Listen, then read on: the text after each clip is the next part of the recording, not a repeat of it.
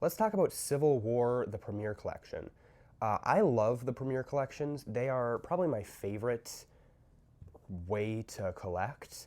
They're really fun because they're cheap. They're $15.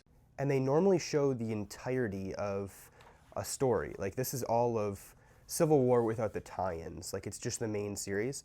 But it's really, really good. I do like how the paper is, and I don't like it at the same time. Like, I have mixed feelings for it. But let's talk about the actual comic itself. You've probably heard of the movie or seen it if you are a fan of Marvel, and it's great. It's definitely different in here because this is, I believe, like Marvel Initiative, which I haven't read anything else of, but it already has a story well before that that's different than the MCU.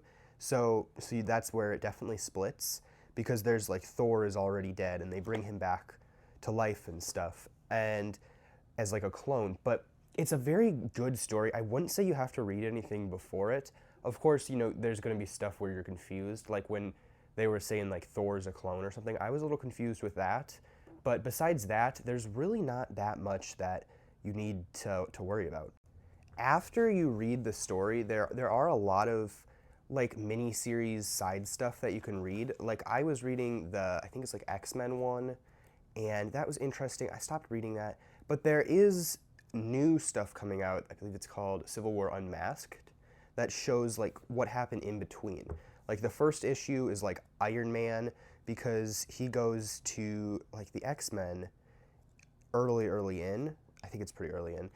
And then it kind of cuts, but you see exactly what happened right after that. And that's super, super cool. And then Spider-Man, it shows Spider-Man like, coming out to the world as Peter Parker and all that, which is just a very, very interesting thing that they're having these little side stuff. And it fits in so well. Besides the art is obviously different, because this came out in like 2006, it fits very well and is a lot different than you would think it would be.